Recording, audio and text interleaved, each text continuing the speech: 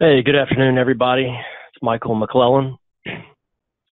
Welcome to another L3 webinar. A couple of housekeeping items before we introduce Mike and Terry. This is a GoToWebinar, so your phones are actually muted, which is good and bad. The good part is we don't have to worry about dogs in the background or angry wives. So anyway, if you guys want to ask questions, there's a question box up to the right on your screen with a question mark, and we'd love for you to ask questions. And if a few of you want to go ahead and test that, that'd be as well. There are a few handouts attached to the presentation. You'll also find those to the right side of the screen. And a certificate will be emailed out tomorrow around 4 or 5 p.m. And if you do not receive a continuing education certificate by then, please email us or call. And now I'm going to turn it over to Mike Ramalachan and Terry Smith. Both of these guys are with GE Multilin. Hey, good afternoon, everybody. This is Mike Ramalachan, GE Grid Solutions. I'm the lead application sales specialist here at Grid Solutions, specifically dealing with protection and control and automation, application support or pre-sales, post-sales support. Terry's also on the line, and he's my superior, so to speak. And today, hopefully, we will introduce you to the topic of bus protection for today's seminar. We're going to attempt to present the topics for the next hour or so and take questions as time permits. So as Mike said, please type your questions in the question box, and as we go through, me or Terry will answer those questions.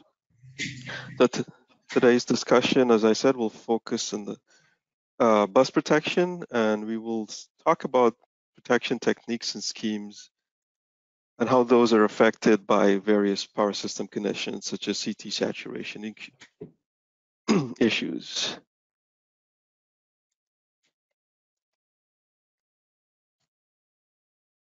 So before we get started, just if you need to contact us, so as I said, Mike, Terry and myself are on their email addresses, phone number. This will be in the handout that Mike mentioned. So Eduardo is our regional sales manager here in the Southeast. I'm located in Orlando, Florida. Terry's in Tennessee. So today's agendas, as we'll go through a brief introduction of bus protection. We won't have time, and the time is really not enough to go into a lot of the details in setting and calculating bus differential settings. So most of the discussion will focus more on the protection techniques, bus arrangement and components within a bus, some CT saturation on how those affect bus protection, and some advanced algorithms for handling CT saturation. So let's go into an introduction to bus protection. So firstly, what are the challenges that we face when it comes to protecting a bus zone? As we know, a bus is a junction point where sources terminate, typically in our transmission, where our transmission and distribution lines terminate. And then we have feeders, radial or otherwise, from those bus zones. So if a short circuit occurs on the bus, there will be multiple sources contributing to that fault circuit current, resulting in very high levels of fault current. This can result to damage to the equipment from mechanical stress on the bus bar, which can lead to CT saturation if your CTs are not sized properly, and even if they're sized properly, due to DC offset issues, you could still saturate your CTs. And it can be a safety hazard to personnel due to the high level of arc flash energy produced. Last week, we went through an arc flash seminar, so we introduced the concept of arc flash and some of the techniques that we use to mitigate arc flash, and bus differential that we're going to talk about specifically today is one of the techniques that we discussed when we talked about arc flash mitigation. So because of all these issues, we need to identify and isolate these faults to minimize their effect on the power system. Conversely, maloperation of the bus protection system has significant impact to us because we can unnecessarily take out customers, downtime for our processes, which can have significant financial impacts, and can cause voltage stability levels, which can adversely affect equipment outside the bus zone. And it can lead to widespread system collapse. And the one I always think about is the 2003 Northeast blackout, because I was in New York City at the time. It was a very hot summer day. And I had to get home on the subway. The subway wasn't even running. I had to walk home that day in the hot summer heat. Had to cross over the bridge. First time I've ever walked over the Brooklyn Bridge. So it was not a very good experience. And we know that collapsed, ranged all the way from Canada all the way down to the south. Therefore, we must design a dependable and secure bus protection scheme. Dependable in that it should operate for bus fault within its zone and in minimum time, and secure in that it should only operate for faults on the bus. Obviously, maloperation, we don't want the bus zone to operate for faults outside of its zone because of all the issues that I just discussed. It is not always easy, since to enhance one, it will affect the other adversely. Example, increasing dependability can affect security, or increased security can affect dependability. For the most part, we try to err on the side of security because of the criticality of the bus to the switching of power. There are many different bus topologies. We're going to go through some of the most typical ones today. We'll go through some of the CT placements for those bus topologies. And one thing we're also going to talk about is bus reconfiguration, in that there are different apparatus, specifically breakers and sources and feeders and transformers, that will be connected to different parts of the bus at different operating times. And we need to deal with those reconfiguration issues when we're talking about bus protection. The switching can happen in any number of ways, manually or automatically. Obviously, automatically gives us the most flexibility, though we don't have to worry about anything as we're doing switching. Manually, you have to follow some sort of procedure to be able to, when you're doing bus reconfiguration, to be able to follow your procedures properly and have procedures in place.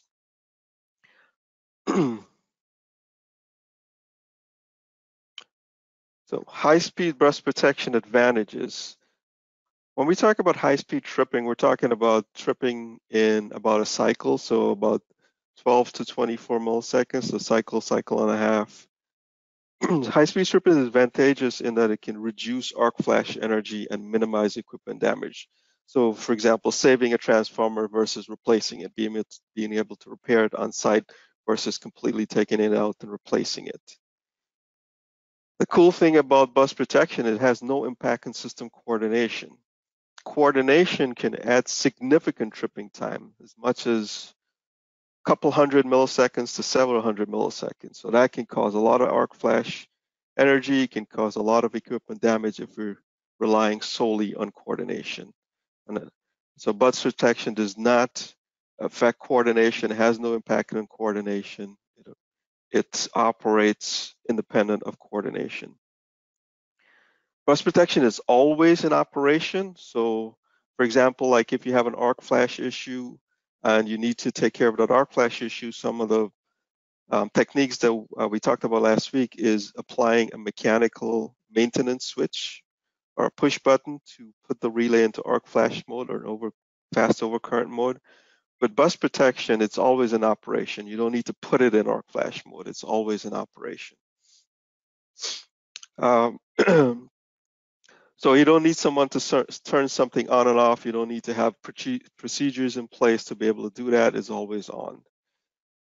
And minimizing damage leads to shorter repair times and less downtimes, obviously.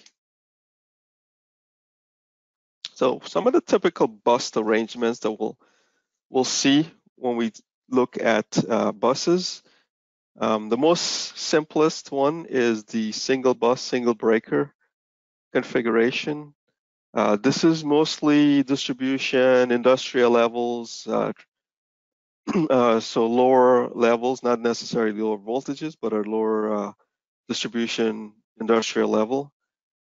It offers no operational flexibility here. If you need to do maintenance on the bus, you need to take all these feeders out of service, all your sources out of service, all your loads out of service.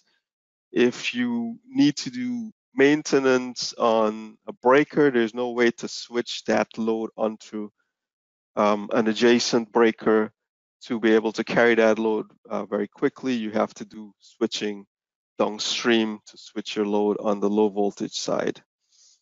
Fault on the bus will take out the entire circuit. So fault on the bus will take out all your sources and all your loads. So you basically will lose your entire plant or bus section or loads or whatever that those are feeding. So building upon the single bus is the multiple bus section, which we call a single breaker with bus tie. And you guys are probably familiar with this a lot in the industrial application, which we refer to as main tie main scheme. And with this scheme, it offers limited operational flexibility, more flexibility than the single bus because we could have multiple sources here. And maintenance on one bus, you can still maintain loads on bus number 2, certain number of loads on bus number 2. Typically, you would have a source feeding into bus zone 1 and bus zone 2. We could operate that tiebreaker normally open, normally closed. So if you lose a source, if it's normally closed, you will be able to pick up the loads in the adjacent section if you lose the source on that section. If it's normally open, you can have a main time main transfer scheme where you can then pick up the loads that from the source that is lost by the adjacent source. So it offers a little more flexibility than the single bus configuration. We then already build upon the multiple bus section configuration. We go to what we call the main and transfer bus. So we have what we call a dedicated transfer bus, and that transfer bus is connected to our feeders, load sources by an isolator switch. And the isolator switches are then connected to our main bus and through our breaker. So what this helps us to do is increases operational flexibility. If we need to take an outage on the bus, we can switch over to the transfer bus temporarily. If we need to take an outage on a breaker, we can basically feed that load through the transfer bus. So for example, in this case, if the leftmost breaker, if I wanted to take that out of service to maintenance, what I would do is I would close the disconnect switch in the transfer bus. I would close this tie breaker in the middle so I could pick up that load from the transfer bus. Then I would open to do the 2 disconnect switches on that breaker, and then I'll be able to then start doing work in that breaker. So it gives me tremendous flexibility for maintenance. And if I have a fault on the bus, even though I'll trip the bus, I'll lose my loads temporarily. I can always transfer over to the transfer bus, pick up my loads fairly quickly. And again, building upon that is the double bus, single breaker with bus tie. This is very common on the West Coast. It mostly at transmission and distribution levels. You're not going to see too much at industrial level. The flexibility of this, you could do maintenance on breaker maintenance without the circuit removal. So you open the disconnect switches and you close the disconnector to bypass that breaker. Then you could draw that breaker out and do some maintenance on it. And fault and a bus disconnect only the circuits affects only the circuits on that bus. So if I have a fault on bus zone 1, it's only going to affect the loads that are connected to bus zone 1. I could quickly transfer those loads over to bus zone 2 by opening and closing those disconnect switches. Now, the problem with this scheme is it's a bit more complicated for a burst relay because depending on what position these disconnect switches are in, it could be either part of bus zone 1 or part of bus zone 2. So our differential protection will have to be dynamic in that it has to, based on the position of the isolator switch, the disconnect switch, it'll then decide which zone that feeder or CT is connected to and make the appropriate decision when it needs to trip and when it needs to create the differential currents for the algorithm. And we'll talk about dynamic bus replica a little bit more later. Then we have mostly at the transmission level or high voltage or extra high voltage levels is the ring bus arrangement. It offers high operational flexibility with the minimum number of breakers. So in this case, if I wanted to take an outage on line 1, I could then open breaker B1 and TB1, isolate line 1, and still have the other lines in service. I can then isolate line 1 if I wanted to. If there was a disconnect switch on the line side of line 1, I can then open that disconnect switch, close the 2 breakers, maintain the ring back together. So if there is a fault in one of the bus sections, it only affects that bus section. All of the other bus sections are still in service and are unaffected. In this scheme, typically you might not have a dedicated bus protection for each section. What you might do is you might incorporating the bus protection within the protection that's covering the line. So the line protection might be covering the bus. Some cases you might have a dedicated bus protection also, but then in that case, you will need a CT on the line side. A lot of cases we don't have a CT on the line side, so we incorporate the bus protection in the line protection.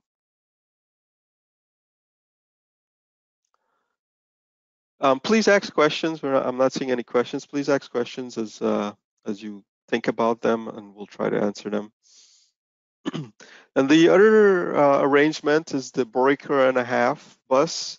And the reason it's called breaker and a half is, as you can see on each section, there's 3 breakers and there's 2 feeders. It could be source, it could be load. So because of that, 3 breakers to 2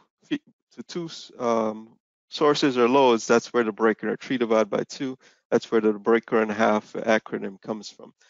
This type of configuration offers a lot of operational flexibility here, uses most often at higher voltage level. And the reason is because of the cost, requires more breakers, obviously. You could see for every 2 source or load sections, you need 3 breakers. The middle bus sections are covered, again, like the ring bus, are covered by the line protection. There's not a dedicated bus differential relay there. However, these, what we call the synchronizing buses, the bus zone 1 and bus zone 2, they have a dedicated bus protection relay. But if one of those there's a fault in one of those bus, we basically open the breakers associated with that bus zone. In this case, the breakers covered by the red lines for bus zone 1, and it has no effect on our sources or loads because bus zone 2 is still in service and is carrying whatever switching loads that goes through from the various sources to the load. So nothing is affected. So this is what we refer to as an N-1 contingency, where one failure will not take out any part of our system.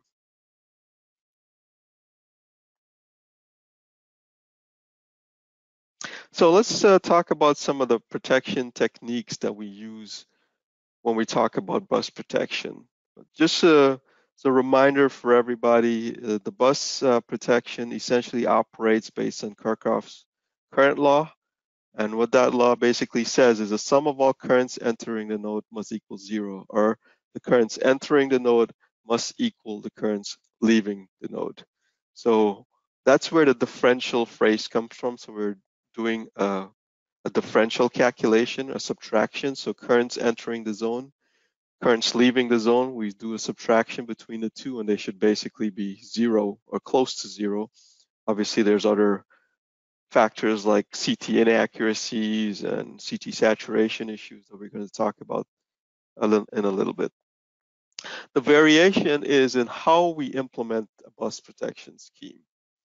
There are various existing implementation that we will talk about in more detail. So the more common ones that we'll be discussing today is the unrestrained differential, the interlocking blocking scheme, or zone interlocking, blocking scheme that you might have heard of it, high impedance differential, and low impedance differential schemes.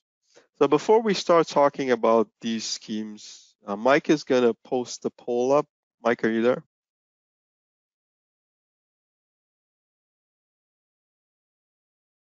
Mike?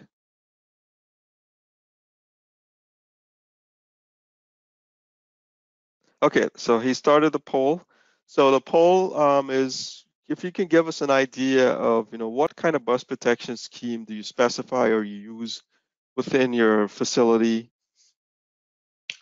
The options are going to be what we talked about, the unrestrained, interlocking, high impedance, low impedance, or if you don't use none, then include that in the poll. So we get an idea of the audiences, what do you guys use and what do you specify? But we will talk about more in detail. Don't worry about if you don't know what these schemes are or what they mean and how they're implemented. We will get into them in more detail. We will do that as soon as the poll is closed. How do I know when the poll is closed? Okay. Okay, here's the timer. Sorry about that. So we have about 60 seconds in that poll, so let's move forward. So let's talk about the first one and that. So if you've selected the unrestrained differential, or commonly referred to as the overcurrent differential scheme, then you're probably familiar with a lot of these. Oops, why is it not in presentation? Sorry. So typically a differential current is, as we mentioned, created externally. For this scheme, the differential is created externally to a current sensor by summing all of the current CTs. So the current sensor being the relay. Obviously, when you're paralleling CTs, you're going to have to match the CT ratios. So CT ratio matching is required. If the CT ratios don't match, you might have to add auxiliary CTs to the circuit to be able to match the CTs.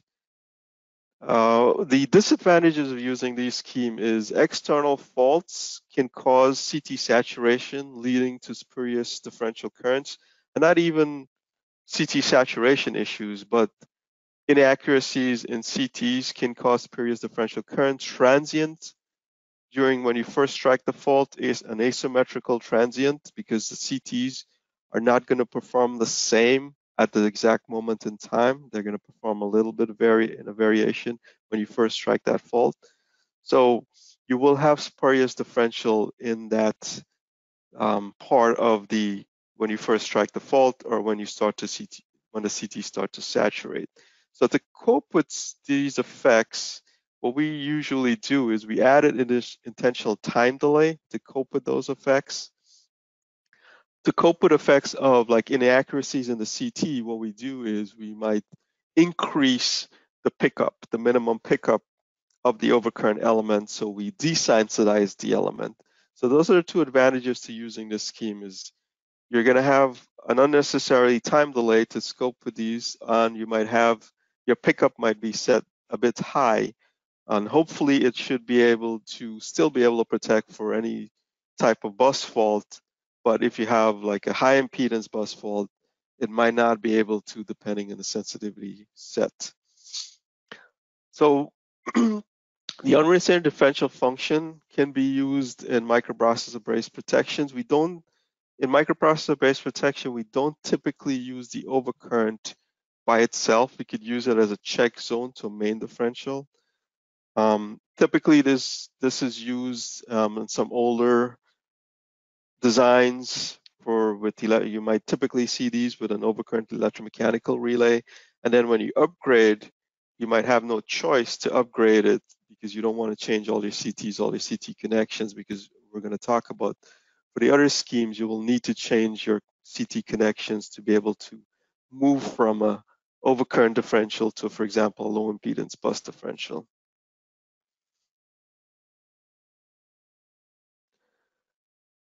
A simple protection for distribution busbar can be accomplished in an interlocking scheme, which is building upon the overcurrent scheme. So the overcurrent relays are placed in the incoming circuit and all the outgoing feeders. The feeder overcurrents are set to sense the faults on the feeders. The overcurrent in the incoming circuit is set to trip the busbar unless blocked by any of the feeder overcurrent relays. A short coordination time delay is typically required because you need to wait for that blocking signal to come in.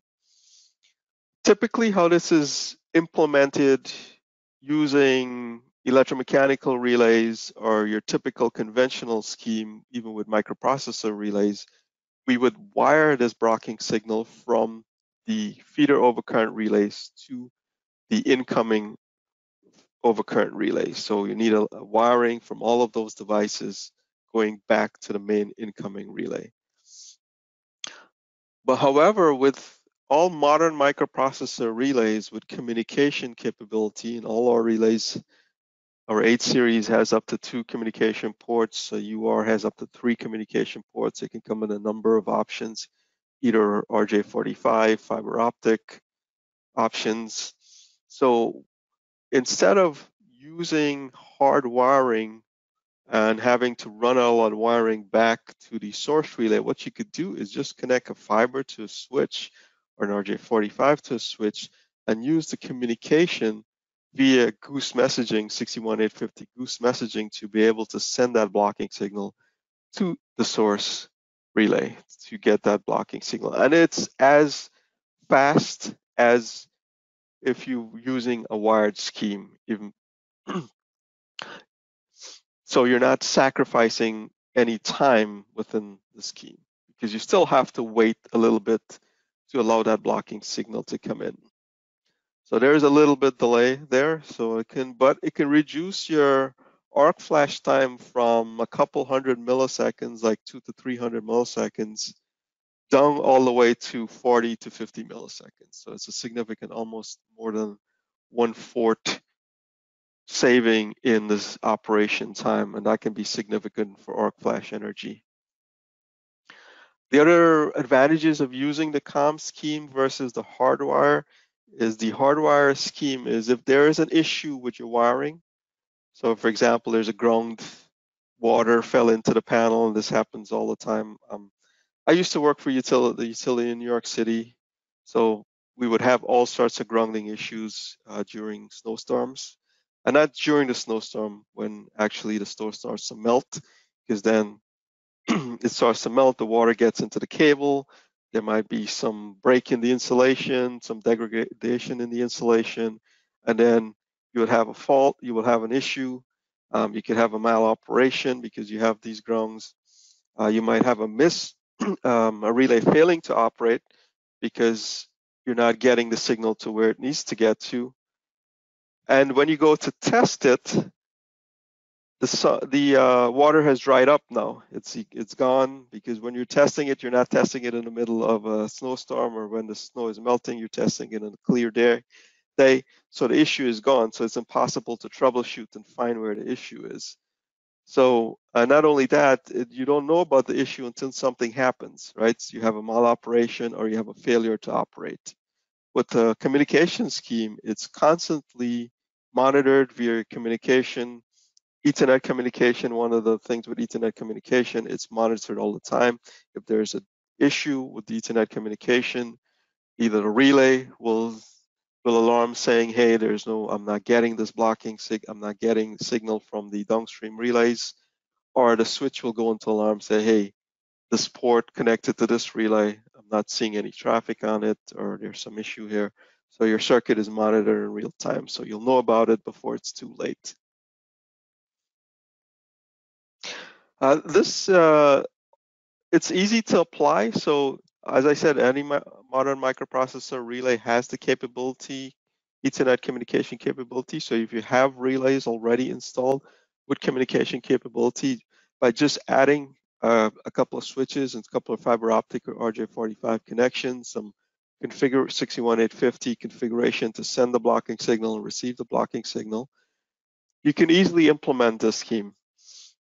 And it's very economical.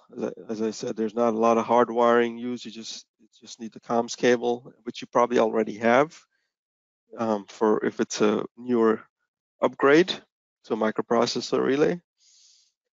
But it is limited to simple bus bar protection like this, where you just have one source coming in and then all of the other um,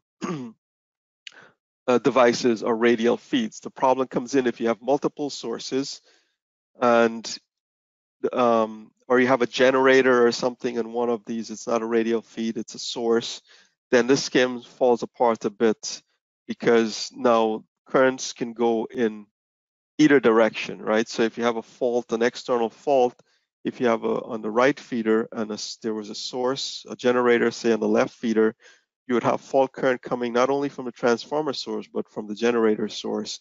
So that generator relay would send a blocking signal to say, hey, there's a fault within this zone, you should not operate. That's okay if an external fault, but if it's a bus fault, then it's going to block the bus fault from operating. So it falls apart if all your if there's any sources other than your main source.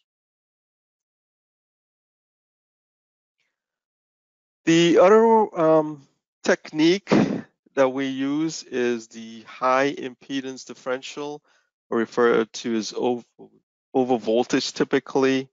This technique has been used for a long time, so a lot of legacy bus bar protection you will see have some sort of high impedance differential relays, electromechanical high impedance relay. Similar to the overcurrent in terms of the connection of the scheme, where all the CTs are parallel by connecting the secondaries in parallel. With this, however, you do not want to add auxiliary CTs or any other devices within the high impedance scheme, except for the high impedance relay and maybe a stabilizing resistor, which I'll talk about, because burden is very important to the scheme. Calculations that you use to develop the pickups and settings for these schemes are based on burdens of the CT. So one of the disadvantages of using the schemes is that you need dedicated CT. You must have dedicated CT. So these CTs cannot be used for anything. It can be used for overcurrent backup, can be used for breaker failure, can be used for auto reclose, and they have to be the ratios have to match.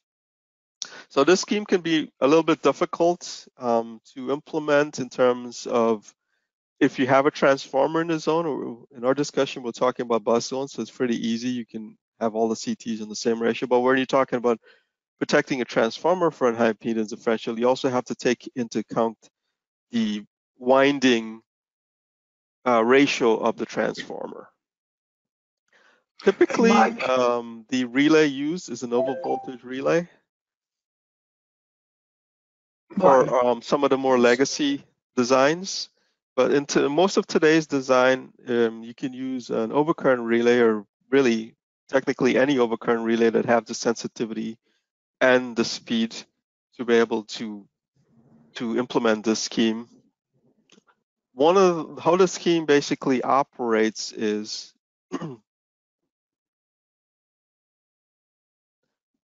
it's using the same principle, right? Current in equals current out. So if you have external loads or external fault, basically the currents will circulate within the CT circuit. So for example, I1 is coming out of the bus, I2 is coming into the bus, I3 is going out, and IN is coming in. So basically these currents will be differentially equal to 0 when you add them up. So they will circulate within the CT circuit and they will not go into the relay. So the differential current in the relay will be 0, and hence the voltage across that relay coil will be 0. So the relay will not operate for any type of external or conditions with normal loading or an external fault.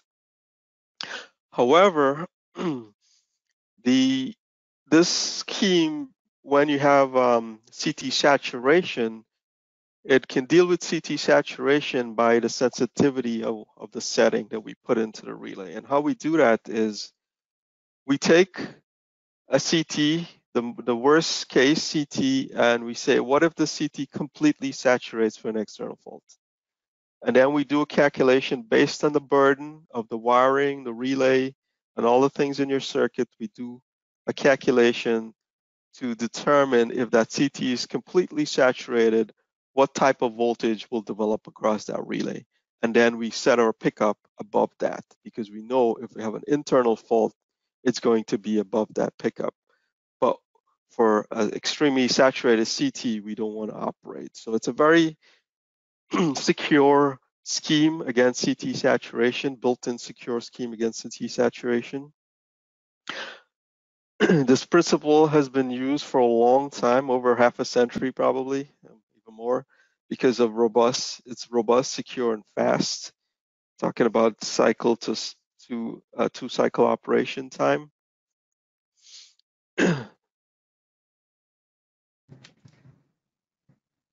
So some of the advantages and disadvantages of using the high impedance scheme. The advantages, as I mentioned, is fast, secure, and proven. It's a very economical scheme in the sense that all you need is one relay.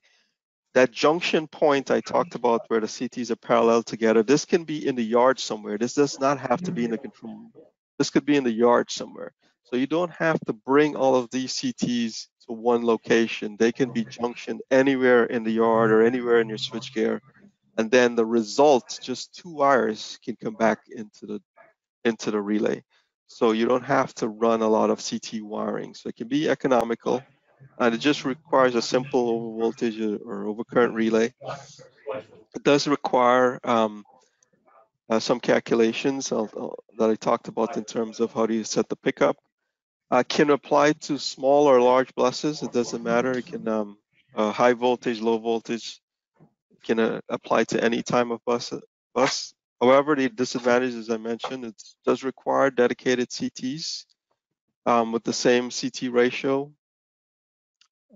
It cannot handle nicely inputs from CT set at different taps. So if you have multi-tap CTs, we usually recommend set at the maximum tap, at full tap setting, because if you set it at tap positions, you are reducing the burden and the electromechanical characteristics of the CT, and that can affect the scheme.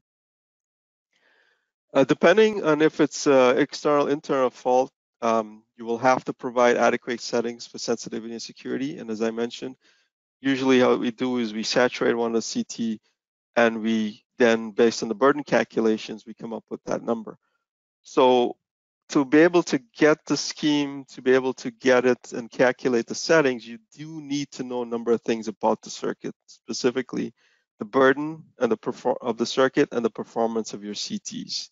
So things that might not be available during the design stage or during the setting stage. So it can be sometimes, if you don't have that information, it's easy to set once you have that information, but if you don't have that information, then you might have to make some judgments into the setting.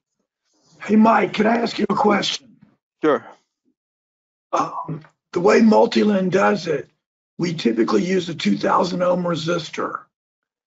And we recommend a C200 minimum for bus differential, which gives us 100 milliamps of current.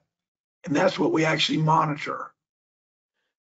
Right. So basically, it's the minimum you want a relay class CT of C200 for any type, but that's the minimum requirements for relay. I was going to talk about the HID module a bit on the next slide, Okay.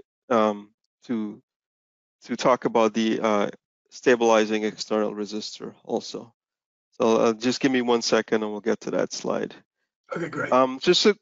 Just to finish off on this slide in terms of the The disadvantages, as John just mentioned, it does, in addition to a stabilizing resistor, and we'll talk about the stabilizing resistor next, we might require a voltage limiting varistor or non-relay linear resistor.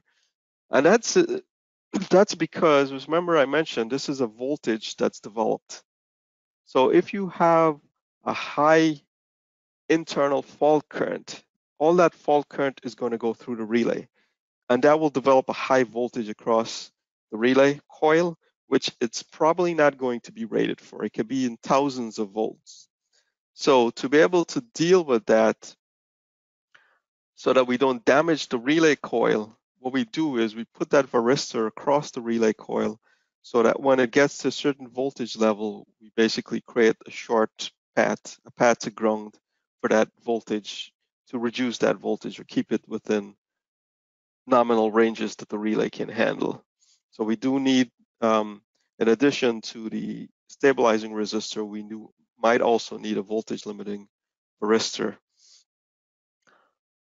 The disadvantages, it does not provide the benefits that come from a microprocessor relay. For example, metering. You cannot meter off of this because you don't know the individual CT metering. Oscillography is not going to help you much. You can't do break of failure using the same CTs in the same relay because you're not reading the current for the individual feeders. All of the metering, monitoring data is not available anymore. So a lot of the benefits that come with a microprocessor relay, you're not going to get if you use a high impedance bus protection scheme. So as John mentioned, with each with a high impedance scheme, there's a couple of things that need to come up in the design, and one is what we refer to as a stabilizing resistor, which is in series with the overcurrent coil. So this is an example, an HID module containing the stabilizing resistor and the varistor, that voltage reducing resistor or nonlinear resistor, to keep it within the voltage limits. This is kind of a drawing, typical connection drawing of the high impedance scheme. You could see the resistor and the varistor there. And there's two ways of determining that resistor. You can have a variable resistor or you can have a fixed resistor. With the fixed resistor, and the HID module has a fixed resistor value, as John mentioned, with that fixed resistance, you can only have certain sensitivity levels. And that's what John mentioned. It could be up to 100 milliamps or lower than that. So there's a sensitivity of range that resistor gives you. The other option is you can have a variable resistor, and you basically, with the variable resistor, you need to know all the details of a short circuit, your CT burden, CT performance, and you can calculate what we call the stabilizing voltage, meaning the voltage that will be impressed upon the high impedance coil when the CT completely saturates. Once you get that stabilizing voltage, you can calculate what that stabilizing resistor is, and you could select a value. We could do both options. We could do the fixed in the HID module. The advantage of the HID module is you don't have to worry about selecting a resistor. You don't have to worry about mounting that resistor. It comes all enclosed in that box. But so the only thing you need to do is make sure the sensitivity and such using that resistor is what you're going to get. And for most applications, that fixed resistor is not going to be a problem if you use it with one of our relays. If you use it with a different relay that might have a different sensitivity range, then the sensitivity range changes.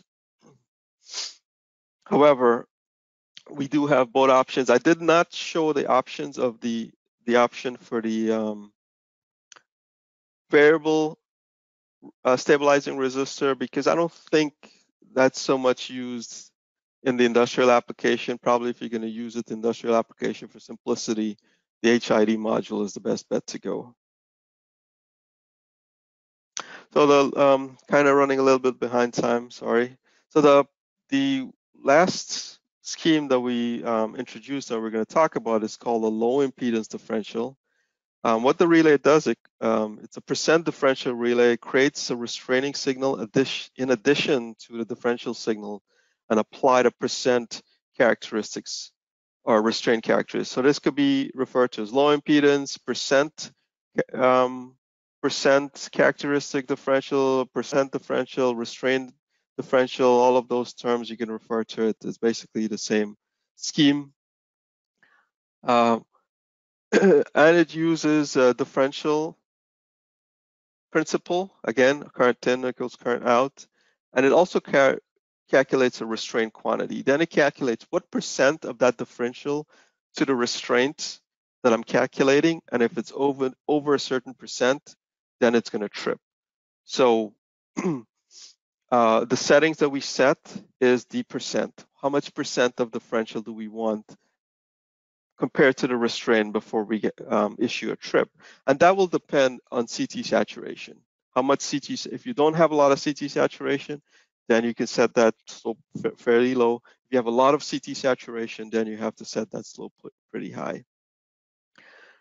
Protection for reconfigurable buses becomes easier in this scheme because now you're reading the CTs from each individual feeder, and it can be accomplished without switching secondary CT circuits. So if you can, this can, like for the some of the bus topologies we talked about, when you're switching from one bus to the other, you don't have to go physically rewire your CT or have a switch to switch the CT over from one bus to the next.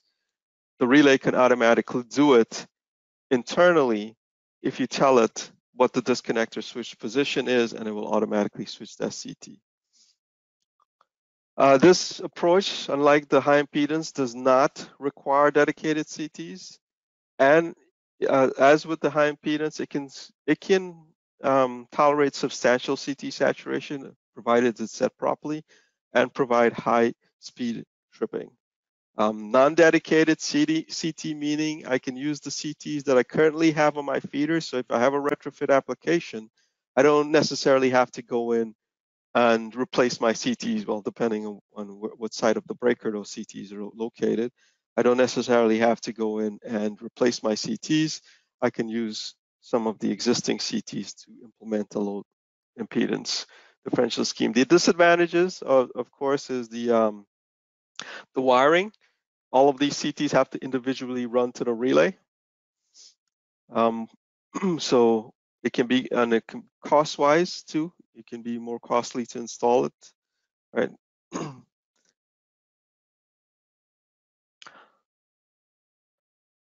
Yeah, just kind of mentioning, what's the difference between the advantages and disadvantages of the low differential, low impedance versus the overcurrent scheme, as I mentioned.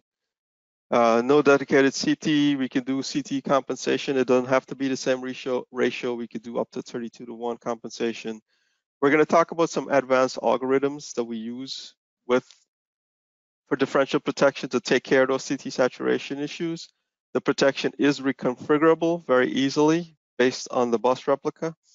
We can use it for multiple users. We could use it for breaker failure. We could use it for auto reclosing. We can reuse the same CT for different functions. You don't have to have a dedicated CT for every function like in the high impedance scheme. We can replace this is more on probably in the utility than so much on the industrial, but if you have long runs of CTs that if you need to implement the scheme and you need to run those CT wirings long distances, what we could do is we could do what we refer to distributed scheme or process bus scheme, where we can connect these CTs into a merging unit on the switchgear and run a fiber optic back to the relay. So that alleviates some of the CT burden issues and the number of runs that we need to do for those CTs. And remember, when we're running CT, we're talking about 10 gauge, 8 gauge thick cable, which is also difficult to work with. So replacing with fiber makes it more easy to work with and install also.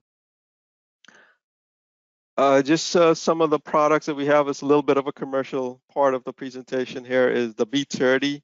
which we could do up to 6 for low impedance. We're talking about low impedance bus differential. We could do up to 6 circuits, up to 6 restraints in the B30. And then if you have more than that, we can go up to what we call the B30 multi-box solution, where we can have up to 24 circuits in a 3 or 4 box solution.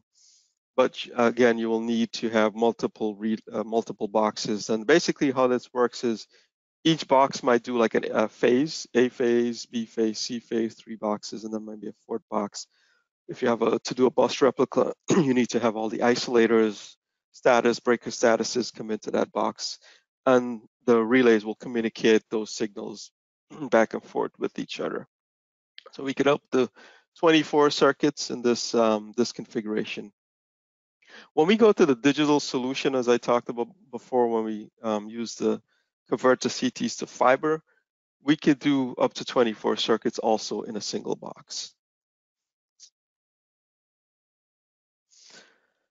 Just a summary for the low impedance and the UR bus differential. It's a very excellent performance. We're talking about less than a cycle for operation plus contact operation. Very good stability for external fault. Straightforward to configure. The bus replica, we're running a little bit of time, but basically in this example here, I'm just showing you that we will have multiple buses. And based on the position of those isolator switch, that feeder might be connected to south bus, or it might be connected to the north bus. So the bus differential relay needs to know which bus it's connected to, so it includes or excludes that CT in the bus differential algorithm, and it trips the appropriate breaker. So we need to bring all of these isolators statuses into the relay, and the relay, based on those isolator statuses, it will switch the CT currents from north bus to south bus and vice versa, but depending on the position.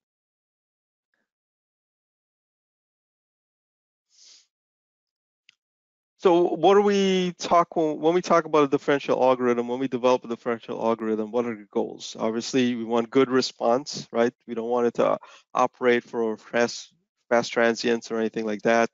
Fast operation time, low speed, sub-cycle, better.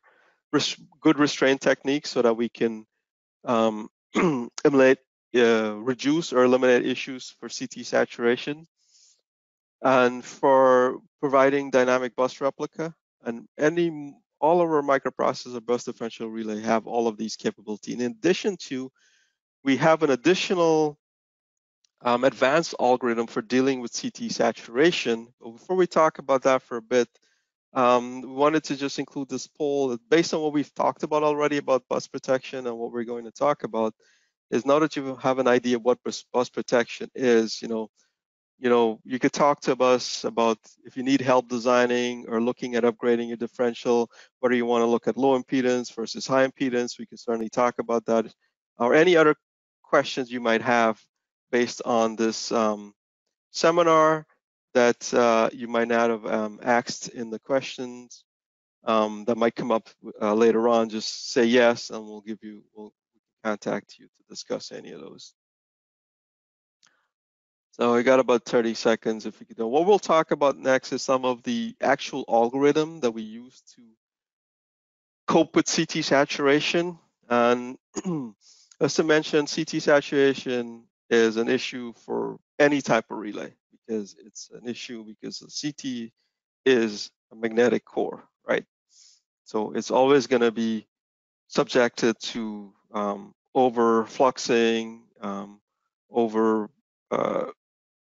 over its excitation. It's going to always be subjected to that CT saturation issue if it's pushed to its limit. It's been about a minute, so we'll close that poll. We'll move on. So what happens during an external fault when we're looking at a differential versus restraint curve? Remember, the differential, the low impedance relay calculates a differential and a restraint. So when we have an external fault, I should expect to see very low change in differential current, because current in still equals current out, right?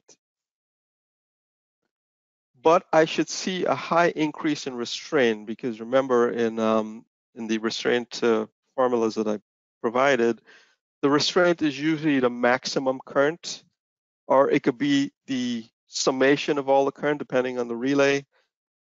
When we do summation or maximum, we're talking about the magnitude, not with respect to phase. So if I have 1 per unit entering a zone, 1 per unit leaving a zone, the differential is 0. But if I'm using max restraint, the restraint is 1 per unit because the maximum of those two restraints. Or if I'm using the restraint added up, it will be 2 per unit depending on the type of relay. All our relays use the max restraint. I know some other vendors might use the total restraint. Whatever the case might be, that just affects how you set the slope setting. So for an external fault, what you'll see is normally you're operating at time t0, and then you'll see very little increasing differential, but a big increasing restraint. So we go from what we call from region 1 of the curve to region 2 of the curve. You can see where it has that higher slope. Now what happens if we have a CT saturation? As we strike an external fault, the CT for the first whatever quarter cycle for a certain time period, it will generate the primary current effectively until it starts to saturate. What happens when it starts to saturate? I'm going to see an increase in differential current without any significant increase in restraint current. So my change in differential will be overwhelm my change in restraint. So I can use this in my algorithm. I can use this trajectory to be able to determine if the CT is saturated or not. So basically, I know if I go from region 1 of the curve to region 2 of the curve, and then I go into the trip region here, then I know this is a CT saturation issue and I need to do something about it. A couple of things that I could do. I can increase the delay, but we really don't want to do that. But what we typically do is we mess with the slope settings. And this is basically a typical settings of a differential. You'll have slope, you'll have pickup settings. Again, you just don't have enough time to go through how do we determine all of these values. So what it basically does, one way of doing it is, one way of doing it is you could see once I go to T2 over here, what I could do, assuming T2 is not all the way up there, it's maybe close to that line, that slope. What I could do is I could increase my slope. So I can increase my slope to say, hey, if I have an external fault with CT saturation, I could deal with it by increasing my slope. So I can go from a slope of 30% to maybe 60% or even 90%. And I will not compromise my protection for internal faults, because for an internal fault, my trajectory is different.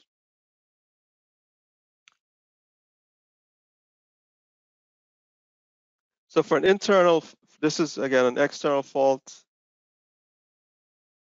So for an internal fault, I'm going to see an increase in differential and an increase in restraint.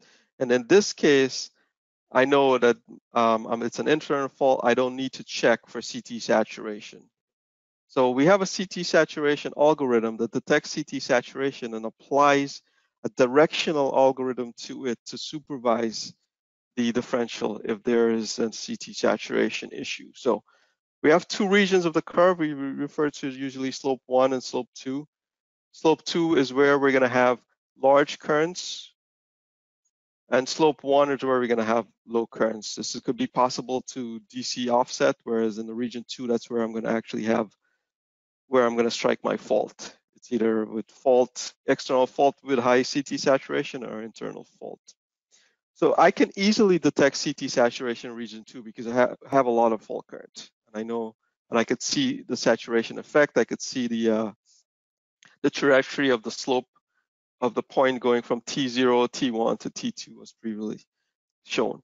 In region 1, because my CT saturation might not be a whole lot, that might be very small depending on the DC offset, it's very difficult to detect saturation. So what I'm going to do, in addition to saturation, I'm going to look at something what we call a directional flag. And the directional flag is basically, again, going back to Kirchhoff's current law, is if it's an external fault, current in equals current out, that means that there's the current, at least one current should be about 180 degrees out from the other current, meaning current in and current out. And then I'm going to also set a saturation flag. So depending where I am in the region, I'm going to use these two flags. So in this case, if I go out here for a external fault with CT saturation, I'm going to set my saturation flag because I've seen that trajectory. Once I've set my saturation flag, I'm going to say, hey, CT saturation is detected. I should also verify that it's in the proper direction before I operate. And if it's an external fault, it should not operate because my direction flag that I showed in the previous slide will be 0. So it should not operate. However, if I'm in the internal, if I have an internal fault, then all my currents are going to be about in phase with each other. And I should set my directional flag, but then my saturation flag is 0 because remember I went straight up like this. So then I'm going to then basically say, hey, I'm going to trip without any delay there. Then if I go further up within the region 2, I know I have a internal fault without CT saturation. I don't need to check the saturation or directional flag. I can operate very quickly.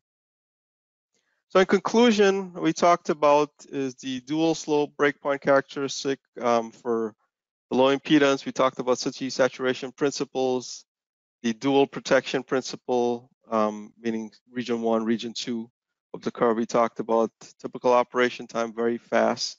Stability for external faults, whether you use low impedance or high impedance, differential protection. And a couple of questions here I'd like to answer before we close.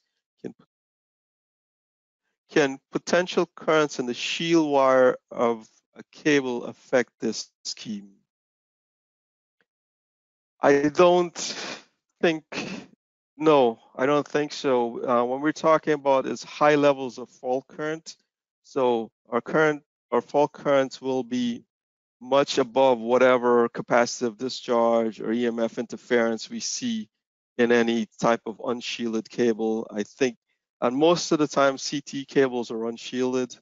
More where you're going to run into this issue is for if you go long runs, obviously longer runs, and you have low currents.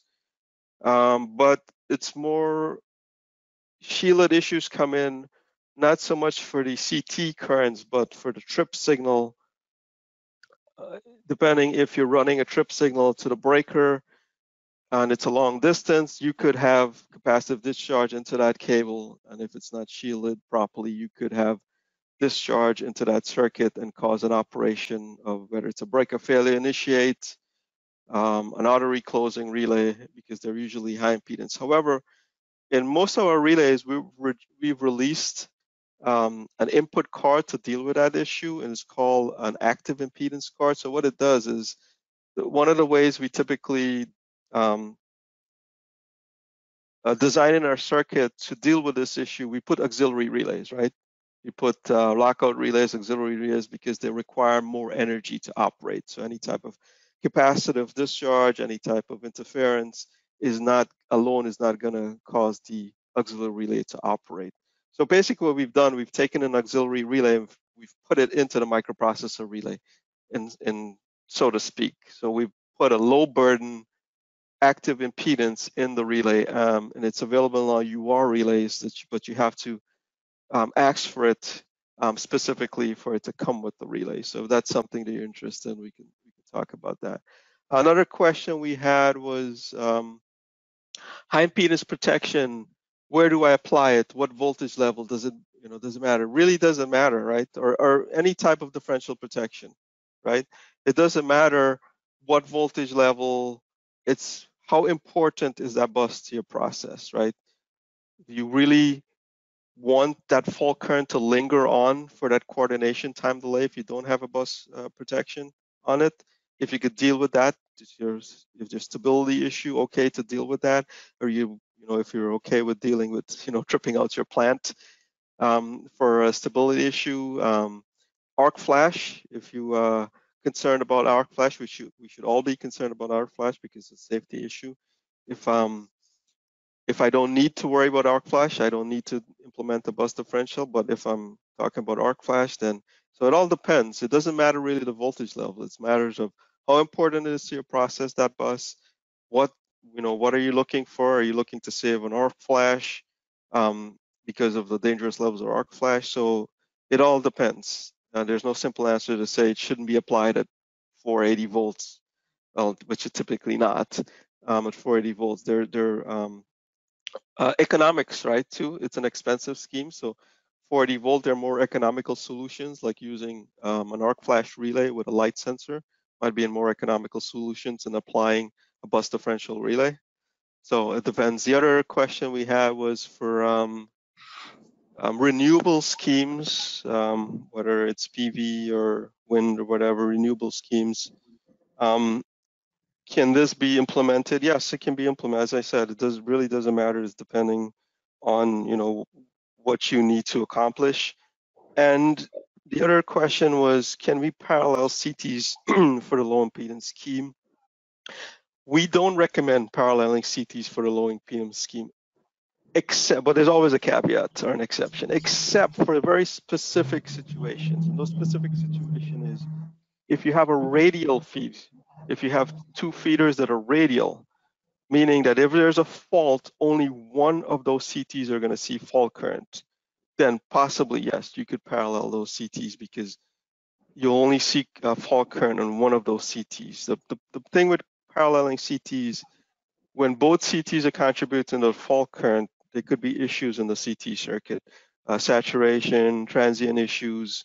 And I've seen a lot of misoperations because of people powering CTs into differential protection.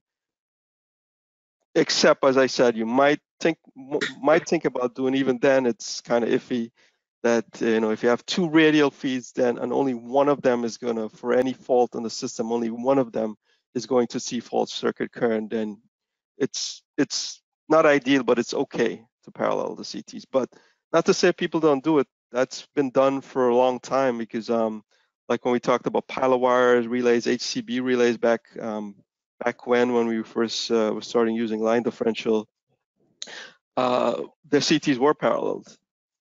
And when we upgrade them to microprocessor relay because we didn't want to mess with the circuit, we still have them paralleled. But as I said, I've seen a lot of misoperation because of that.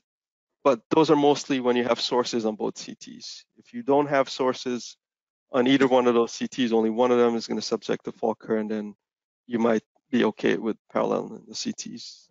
Did I miss any questions there, Mike? I'm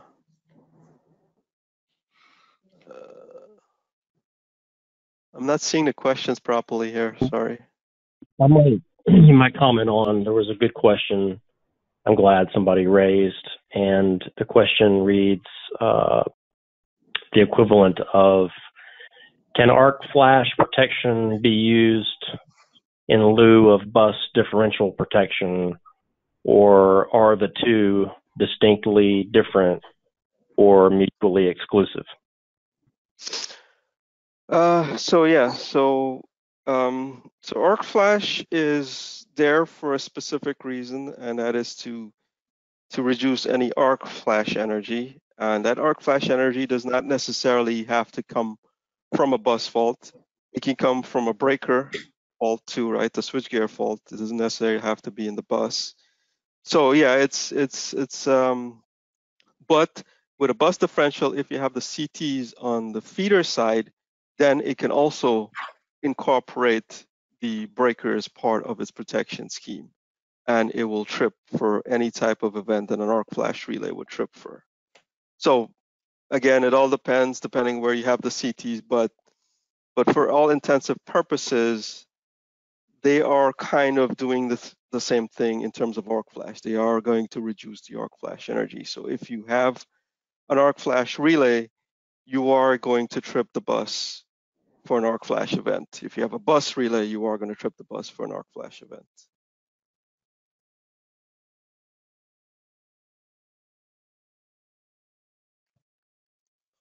Mike, can I throw in my two cents? Any other question that I missed? Mike, can you hear Yes, me? John. Let me Very throw in my low, two- but go ahead. Let me throw in my 2 cents.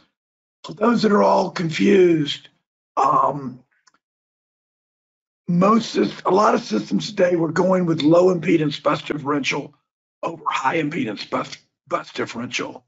And I'll give you two quick cases. First is I've got a customer in a paper mill, and they had a high bus differential scheme. Well, everything was fine, but one day it tripped. Making a long story short, turned out when the system was set up, one of the CTs was wired backwards. And unfortunately, in a high bus differential scheme, all the CTs are paralleled. Right. So to try and Troubleshooting is find very, that, very, if impossible with a bus it's scheme almost without disconnecting CTs. exactly. It's very difficult on high impedance bus differential to troubleshoot it. Plus, CTs have to be the same. The beauty of low bus differential is all the CTs come in individually, so you can see exactly what's going on.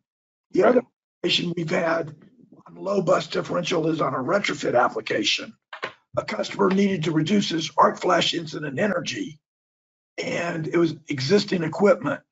We actually took all the existing CTs from, in this case, motor protection relays, and just seriesed them right through the relays for the motor protection into a bus differential relay. And we actually were able to add bus differential relays system without having to go back and retrofit and add dedicated CTs. And the beauty of that is Yes. these new relays I only draw. refer to as we can have promiscuous use of the CTs. Correct. And the beauty of this low bus differential is I can actually have up to 24 different sources. So like one of the questions came in, do I need to parallel CTs? With me being, with GE Multilin being able to have 24 separate sources, Right. you probably can cover everything you need. I think the parallel comes into mostly sometimes as retrofitting. Can I really run that CT connection? And I might have like two pieces of switchgear right next to each other, and I might need to run, cabling to a control room somewhere. Do I really want to run two sets of CT cabling, or can I get away with running one? So, yeah, as I said, I don't really recommend paralleling CTs unless you look at it very carefully. And going back to your point, yes, if I was doing any type of bus protection on a greenfield project, definitely I would go with a low impedance differential. And most utilities have gone that way. Anytime they're doing any type of new installation or new work, they will go to low impedance scheme. High impedance schemes are still out there. They're still specified and they're still out there. And mostly what I see in North America for high impedance are for legacy schemes. So upgrading a legacy high impedance scheme, they might not want to touch the CTs. But most of the newer projects, but in other parts of the world, people are still specifying high impedance as for greenfield even. I think they just don't know the difference. It's so much more. Yeah, it could be that, or it could be, yeah, they're just used to that, and people are creatures of habit sometimes too. So yeah. Yeah, I don't see any other questions that I think I need to address here. As Mike said, there's some questions on the material. It's available in the handouts. In our manuals, application guides, we have on our website, ggridsolution.com. If you go to B90, B30 relay, we should have some application guides. In the manual, it goes through some, how do you calculate those differential settings and stuff. Unfortunately, we just not enough time in this type of environment to be able to go into that detail. Somebody asks about transformer differential. Transformer differential is basically bus differential, but the additional thing that we need to take care of is the winding ratio of the transformer. So we need to do compensating for the winding ratio of the transformer, and we need to consider transformer inrush. So when we do energize a transformer, there's a transient inrush into the transformer, and this is the one case where Kirchhoff law doesn't apply. Current in for inrush condition does not equal current out. It's all current in for inrush. So that can affect, obviously, that can affect the differential because now it's seeing a differential current and it could trip for transformer inrush. So we need to take care of that, and we do that by having an inrush restraint algorithm. Mike, we actually got asked for a separate presentation on transformer protection. Okay, So okay, good. I think that'd be a great topic. Yes. Somebody asked for email address. You could either contact Mike or anybody from L3 to get my email, but it's also included in that handout that's there. And a copy of this presentation will be on our website, hopefully later this afternoon. Okay, unless you guys see any other question that I've missed, we can conclude the presentation. Thanks everybody for your time today. I know it's we're all in challenging times. Hope everybody's staying safe and following our local guidances from our local governments and continue to stay safe. Thanks, Mike. Thank you.